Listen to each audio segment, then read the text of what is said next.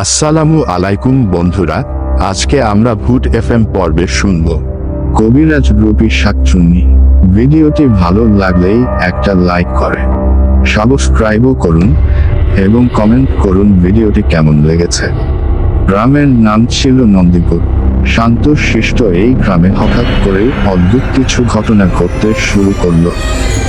কেউ রাতের বেলা গভীর বনে ঢুকে আর ফিরে আসছেন না, আবার কারো ঘুমের মধ্যে চিৎকার শুনে ছুটে গিয়ে দেখা যাচ্ছে সে মানুষটা একেবারে পাথরের মতো ঠান্ডা হয়ে গেছে, মুখে একরাশ ভয়।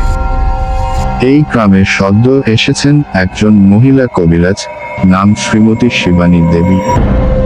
সাদাসিধে চেহারা, সাদা শাড়ি পরা, চোখে মোটা ফ্রেমের চশমা, দেখতে একেবারেই নিরীহ।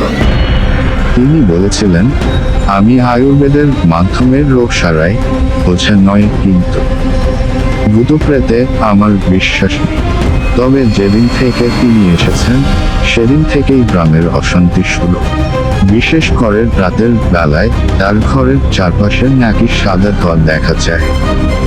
কেউ কেউ বলতো ওই মহিলা আসল কবিরাজ নয়, ওর ভিতরে কিছু আছে, কিছু লুকানো আছে। প্রথম ঘটনা সন্ধ্যা 7টা, গ্রামের মন্দিরের পাশের বাড়ির গৃহবধূ মালতী হাঁটতে বেরিয়েছিলেন। হঠাৎ বনের দিক থেকে এক অদ্ভুত সুর ভেসে এল, একটা মেয়ের গলা, যেন কেউ একটানা মানসিক গানের মতো কিছু একটা গাইছে। মালতী থমকে গেল। তারপর যেন নিজের অজান্তেই সেই শব্দের দিকে এগোতে থাকলেন। পরদিন সকালে মালতীকে খুঁজে পাওয়া গেল গ্রামের পাশের জঙ্গলের ভেতর। তার গলা ফুলে লাল হয়ে আছে, মুখে একরাশ ভয়। সে কারো দিকে তাকাতে পারছে না, কাঁপছে, শুধু একটা কথাই বারবার বলছে, সে আসছে। সে লম্বা চুলে আসে, মুখ দেখা যায় না। সে কবিরাজ নয়, সে শাকচুন্নি।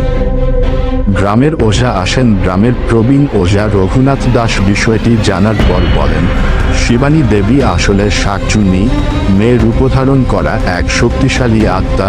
ও লোকেদের শরীরের উপর দখল নেয়, তারপর ওদের আত্মাকে শুষে ফেলে। তিনি রাতের বেলায় এক ঝাঁপি পুঁথি ও তান্ত্রিক বই নিয়ে শিবানীর ঘরের সামনে যান। তখন চারদিক নিস্তব্ধ। শিবানীর ঘর থেকে হঠাৎ এক বিকট হাসি ভেসে আসে। হি হি হি, রঘুনাথ, তুই কি ভাবিস তোর মন্ত্র দিয়ে আমায় বেঁধে ফেলবি?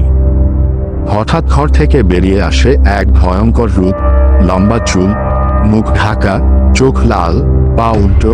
এটা শিবানী নয়, এ এক অসুরী আত্মা। রঘুনাথ মন্ত্র পড়তে থাকেন, কিন্তু হাওয়া এমনভাবে ঘুরে যায় যেন কেউ গলা টিপে ধরেছে।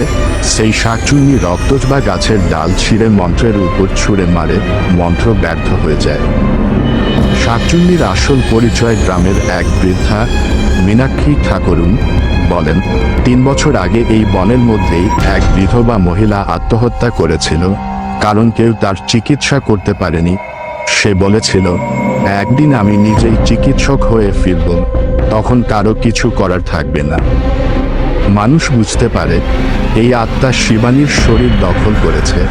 সে এখন কবিরাজ রূপী শাকচুন্নি, অভিশপ্ত আত্মা, প্রতিশোধপরায়ণ এবং পিশাচ।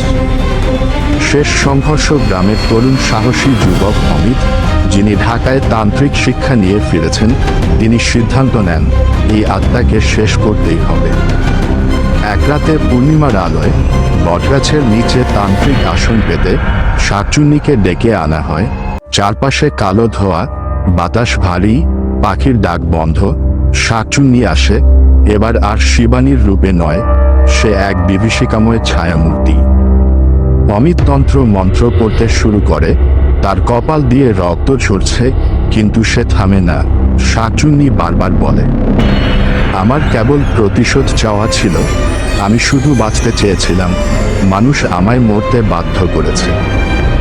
অমিত শেষ মন্ত্র পড়ার সাথে সাথে তার সামনে আগুনের ঘূর্ণি উঠে আসে। শাকচুন্নির ছায়া কাঁপে, চিৎকার করে, ধোঁয়ার মধ্যে মিলিয়ে যায়। শিবানী পড়ে থাকে মাটিতে, নিস্তেজ। শেষ কথা। এরপর শিবানীকে ঢাকায় নিয়ে যাওয়া হয়। তিনি ধীরে ধীরে সুস্থ হন, তবে কিছুই মনে রাখতে পারেন না। নবীপুর কবিরাজি কিছুই না।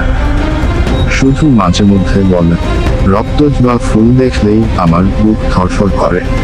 রাম আবার শান্ত হয়, কিন্তু কেউ আর কবিরাজদের হুট করে বিশ্বাস করেন না।